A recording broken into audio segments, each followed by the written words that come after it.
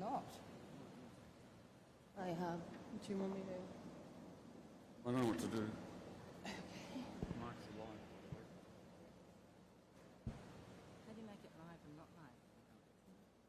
We just do live, are they? Are they all live? They are.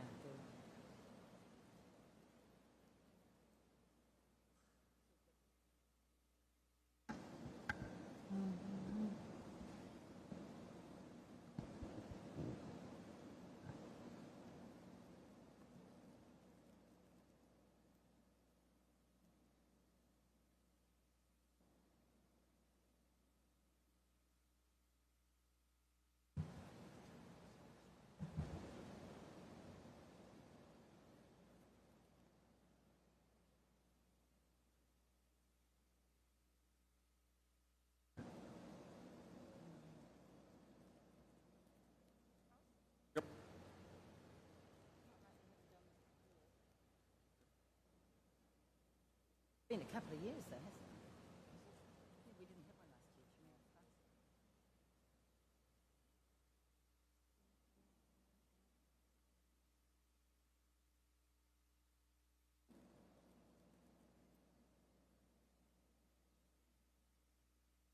Good morning, everyone. My name is Cindy Baxter. Welcome to the Climate Action Tracker press conference. The Climate Action Tracker has been tracking global climate action since 2009. It's a partnership between New Climate Institute and Climate Analytics, and we analyse over 40 countries, accounting for around 82% of global emissions. Our current policy pathway projection is from this year. It's the latest version of this data. And this year it's 10 years since Paris and 30 years since Cop30. So we'll be giving an overview of our latest update. And you can download the full report from the QR code here. So I'd like to kick off with Nicholas Hörner from New Climate Institute. Thanks, Nicholas. Yeah, thank you very much. Welcome, everyone. In the Climate Action Tracker, we look at climate actions of countries, and on climateactiontracker.org you can find a lot of information on what individual countries are doing. And the one thing that we always do is we aggregate all of the emissions that come out of the actions that the countries are doing and calculate global temperature by the end of the century. And first news is that the Paris Agreement has worked. We are now a whole degree better than we used to be 10 years ago. So 10 years ago we said with current policies, everything that countries are doing, we would land at 3.6 degrees. That is very good. But, and that is now the update of today, this progress has stalled in the last 4 years. So our temperature numbers have been almost the same also this year as they have been 4 years in a row. And that is very unfortunate, because the idea of the Paris Agreement is that each 5 years, actually now, countries come forward with new targets, new pledges, and move the needle one step forward. And that unfortunately has not happened, despite of the glaring damages that are happening from climate change that everybody is aware. So what have we done in detail? So we always look at the pledges, so the national determined contributions, NDCs, until 2030. And this year new is that countries have provided targets for 2035. So our scenario that used to include targets until 2030, we now added the targets for 2035. And unfortunately, our temperature estimate by the end of the century remains exactly the same, 2.6 degrees by the end of the century. So that means the targets, the 2035 targets that countries have submitted, do not change our needle for temperature increase. And what's also unfortunate is that already for 5 years in a row we are saying, if you're serious about 1.5 degrees, you need to update your 2030 targets. Yeah? So do more by 2030. 2035 is too late.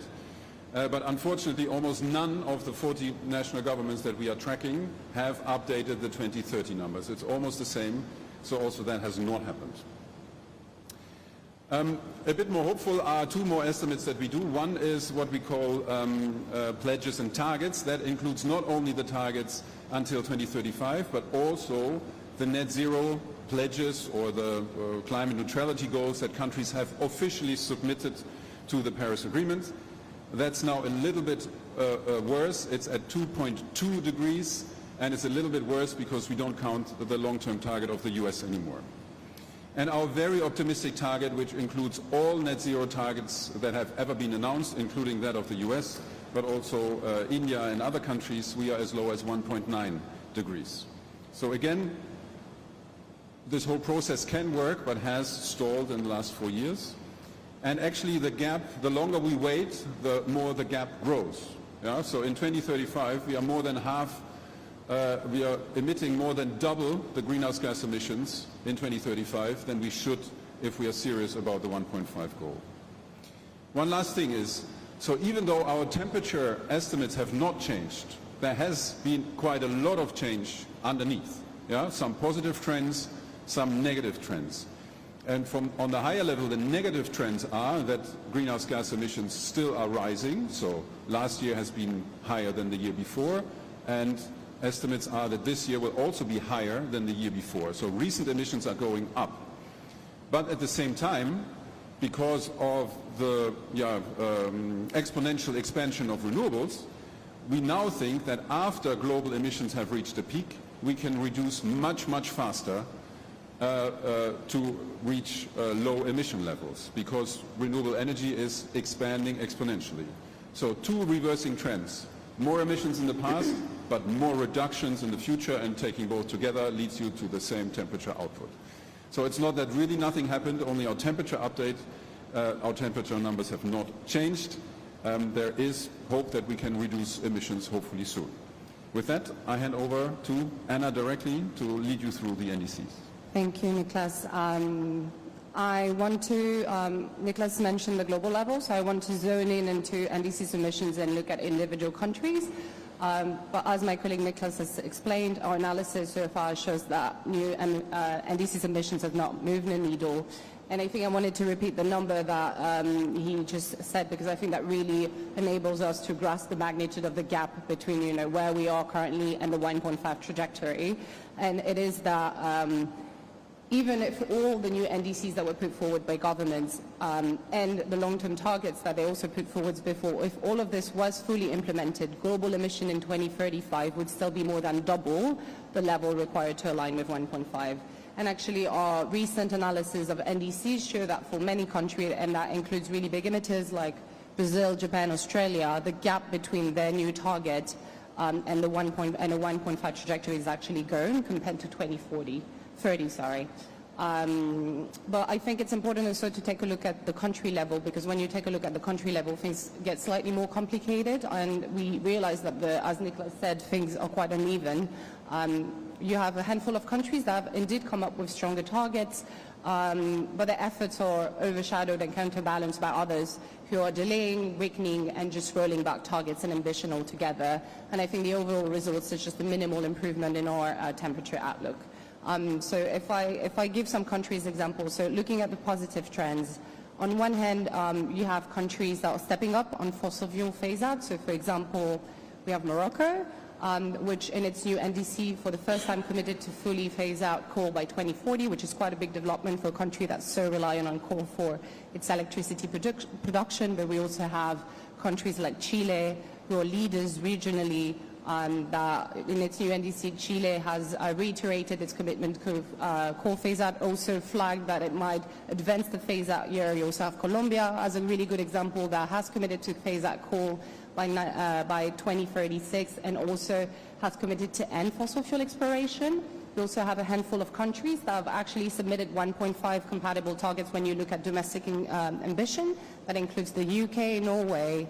But as I said before, those positive developments are cancelled out, overshadowed, depending on how you want to call it, by countries who are stalling and backsliding on ambition. And if we also here look at the negative, I would say the negative trends, we can first, I think something that's very important to flag is we have a lot of countries that have put forward new NDCs, but that we do not consider them ambitious because basically they can already achieve these targets with the existing policies that they have. So that means that these new targets, they don't need to put forward new plans, new mitigation measures, they can already achieve them with the existing policies that they have, so they don't drive further ambition. And we see this actually for quite a lot of countries, and quite a lot of G20 countries, which is quite worrying. So that includes Brazil, China, which is, as you know, quite the biggest emitter that has a target that China knows they can already achieve it. They actually don't need to put forward more policies. This is also the case for Russia, Turkey, quite a wide range of countries. We also have countries that have put forward credible targets, ambitious targets, but that we do not consider credible because they just there's no way that they can achieve them. So this is, for example, the UAE. The UAE has quite an ambitious 2035 targets, but the UAE, the emissions are projected to continue rising through 2035. So there's just no policy, no policy signals that they will achieve, that this is a target they can achieve in the future.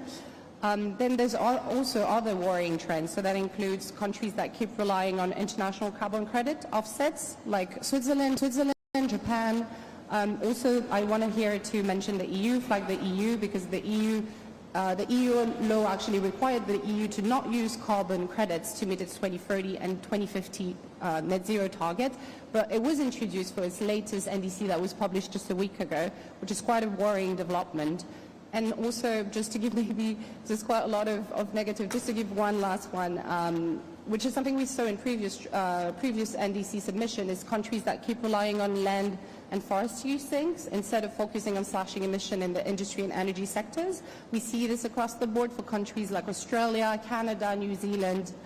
So I mentioned the good, the bad, and now onto the ugly. We also have countries that just are backing away entirely from the UNFCCC process and backing ambition entirely. And as you might suspect, I'm talking about the US here.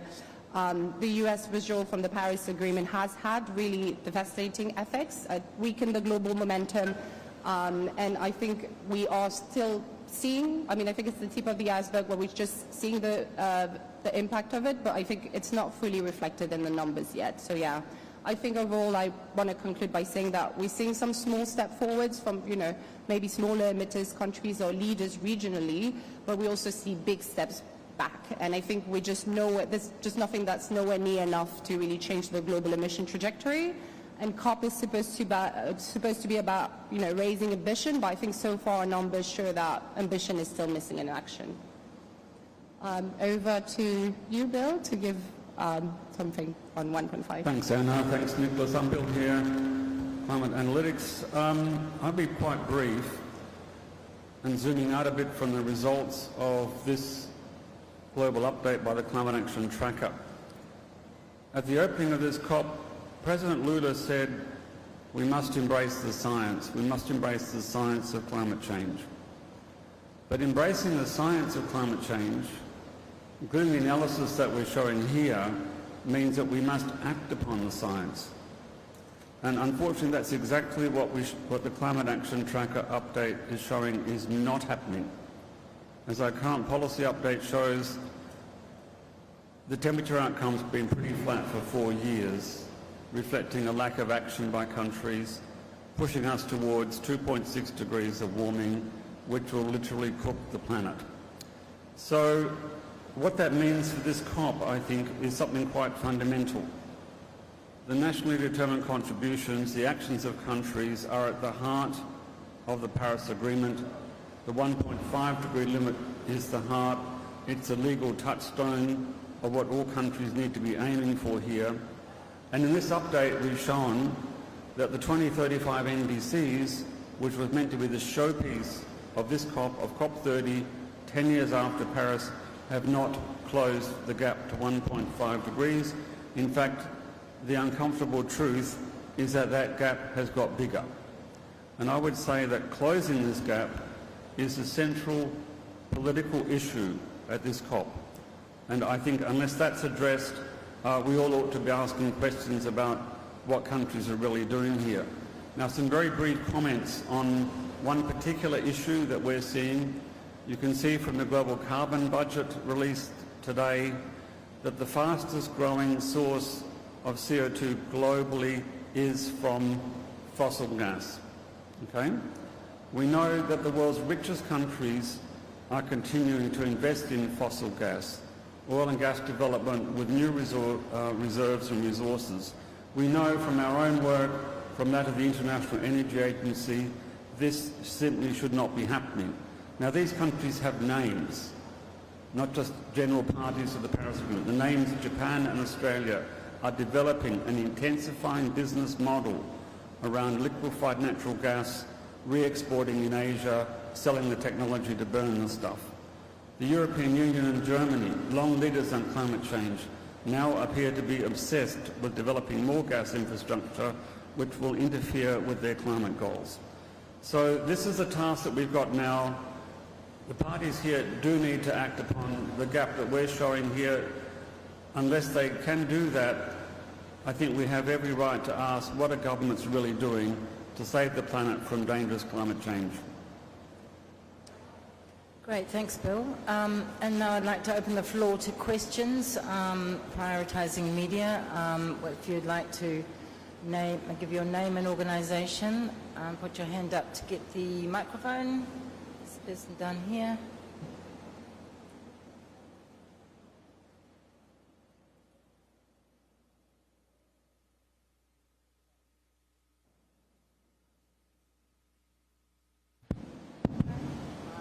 Yvan Couron of AFP. Two questions. Can you explain a bit more why there's no difference between policies and action and including all of the NDCs, 2.6? And then, Bill, you talk about, you name a few countries, Japan, EU, Germany. How about, can you talk about India and China? Any comments on their pathways? Yeah, thank you very much. So the first question was whether there's no difference between current policies and NDCs. And indeed, there is a little bit of a difference in the emission level in 2030 and 2035, but that is so small that in aggregate, the average global temperature increase by the end of the century is the same. So we don't have a big difference between the two. That means for some countries, they propose something in the NDCs which is more ambitious than their current policies. But there's also some countries which propose something in the NDCs which is less ambitious than their current policies already. And taking both together, we must admit that actually the current NDCs as they are in aggregate for 2030 and 2035 don't change the picture significantly. But that doesn't mean we're totally off, because for some countries it does make a difference and moves actions, for some not. And the other thing that's very important is the long-term targets, so the net zero targets. And I think the next step is that countries are serious about those, make them more credible, and we also actually look at all of these net zero targets or climate neutrality targets that countries have put forward, and we check how credible they are. Are they in national law? Are they very well defined? Do they cover all greenhouse gases and so on?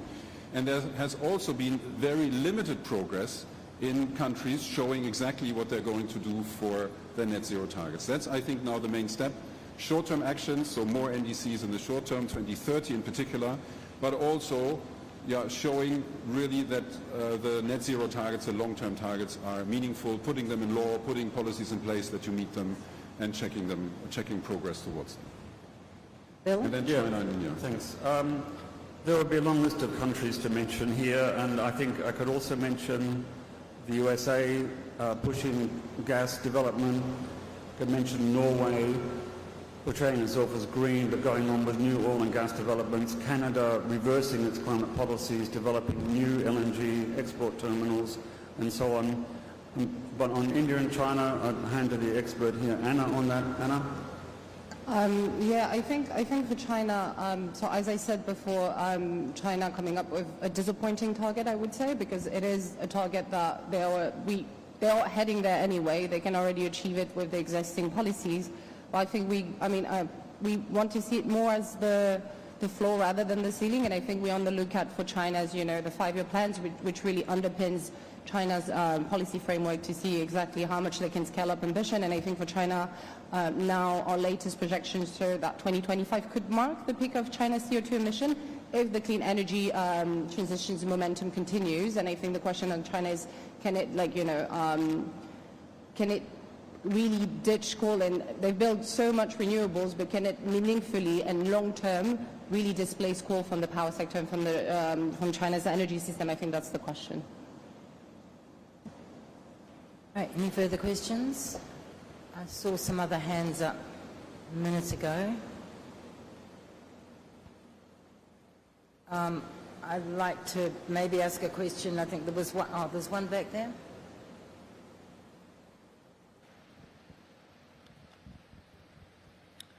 Yeah, thank you so much, Francisca, from German delegation. My question is towards the NDCs and the share or part of CCS and CCU in those NDCs. Is that increasing and is that growing? I don't think we've done an in-depth analysis looking at whether it has increased or not. I know it's still included in quite a lot of NDCs. I think when you look at Japan, for example, they still envision a share of CCS in their new basic energy plan. I think sometimes those are not necessarily included in the NDC per se, but more in the electricity plan and other policy frameworks. So we haven't done an in-depth analysis on this, but I think we still see countries relying on this. For example, Saudi Arabia, the UAE, who still have big, who are still planning on, reducing emissions with CCS, and we know the limitation of this. We know that it is not a viable and long-term solution. So yeah, I think we're still seeing this, but not necessarily in NDCs per se. Yeah, look, it's a good question. I would urge people to focus on what governments actually do on CCS as opposed to what they talk about. Okay, so for 20 years we've heard about CCS being rolled out for cement, for power and so on. We heard the debate in Germany about CCS-ready coal-fired power plants. Not a single one ever happened. So if you look at the technical assessments of the needs for CCS, every year it gets less. So this year, the International Energy Agency's net zero pathway has been updated, and guess what? CCS used by 2050 is half of what it was in that model a few years ago, right? And we've just also finished a set of assessments for the so-called hard-to-abate sectors, steel, fertilizer, transport, for example, and we find, unlike the assessments of 5 years ago, that we simply don't need CCS in this. So one of the challenges here is that I've come around to the view that CCS is being promoted by the fossil fuel industry to provide cover for the continued development of new gas and oil resources. And governments everywhere are falling for it. Again, it seems to be a cyclical thing, so it's a very dangerous development. It's simply going to lock us in to a high carbon intensive future. CCS is not going to get us to real zero. Most of it doesn't work at the 95% level claimed, and it has large environmental consequences. Thanks, Bill. There was one thing in our report which we haven't really covered yet here, is the question of whether the 1.5 degree warming limit agreed under the Paris Agreement is under threat. And Bill, I know you had some things to say about that. Okay, thanks. What hasn't happened in the last decade is countries haven't reduced their emissions. So if you look at the IPCC's assessment of Paris-compatible pathways that limit warming to 1.5 degrees with no or low overshoot, we should already have reduced emissions significantly. We haven't. They've been flat. So that absence of emissions has essentially added about 1/10 of a degree to the peak warming that we could experience this century, even if we acted quickly to reduce emissions now. So what that means, and you've heard it from the Secretary General last week, from the science community, is that we are headed towards an overshoot of that 1.5 degree limit, probably by 2030, the early 2030s, almost no matter what we do. So if we reduced emissions by 50% by 2030, starting now, we would still probably reach 1.6 degrees of warming. So that is the situation that we're in. It doesn't mean that the 1.5 degree limit is lost or should be abandoned. In fact, it means that we need to be doubling down on action. So we've just produced a study last week. The International Energy Agency net zero pathway from yesterday confirms that we can keep peak warming to 1.7 degrees or just under through technically and economically feasible rapid action to reduce emissions.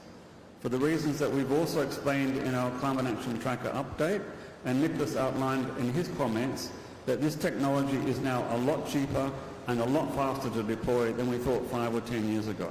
So what it comes down to again is the political will of governments to introduce the enabling environment policies and incentives to get this and other clean technology rolled out quickly in order to limit that peak warming as close as possible to 1.5 degrees and to begin to bring warming down from those peak levels as quickly as possible. Maybe if I add, there we are. Maybe if I add to that one, I think it's very important to note that we are emitting as much greenhouse gas emissions as ever. Yeah. So, and as long as we emit greenhouse gases, the global average temperature will increase. Yeah. And right now, each year we emit more than we emitted the year before. That means we are accelerating temperature increase still, and that's why meeting a peak of greenhouse gas emissions and then declining is so important. And actually, last year we were quite confident that that peak is in reach. Yeah, maybe it had last year we thought it maybe had happened, but we must admit now that it has not. Yeah, our current policy projections now are not peaking, and they're peaking not before, maybe until 2030, but we were more optimistic before. This is also seen in the Global Carbon Project, which comes out today, which says basically that this year's emissions are again higher than the ones before, so also not having met a peak. And also we see it in the IEA numbers. They also think that that peak is probably later. So that's worrying, and for me not really understandable, because renewable energy are really, really cheap and should be the new normal, and there's somehow still a push for more fossil fuels. A lot of new infrastructure is built. $1 trillion US dollars is invested per year still on fossil fuel infrastructure. So that is a trend that urgently needs to change so that emissions reach a peak and then decline as fast as possible. Just a call for more questions. There's gentleman in the back there, in the blue shirt. Yeah. Thank you so much. My name is Kawe. I'm coming from the University of Zambia. I'm a climate change researcher. Now, thank you for the country-by-country analysis of the emissions, and thank you for showing that Morocco has actually been doing something about the emissions, and that is a very good thing, particularly for an African like me. But my question is, how feasible do you think it is really for particularly African countries to reduce these emissions? I ask because I'm coming from a country which has been grappling with a lot of energy crisis. From around 2016, when we've been experiencing a lot of load shedding, we realized that actually our emissions have moved from us being a net sink to actually a net emitter, something we didn't know until the BTRs that we just did. And recently, we actually have been in conversations to sign a coal plant, something which a while ago we actually moved from because of the... Okay, thank you. Something which we actually moved away a few years ago because we were trying to improve on clean energy and movement into renewable energy. But now we reach a point where we need to choose on whether we have to be in the dark or we have to turn to coal, something we had some time ago not even considered.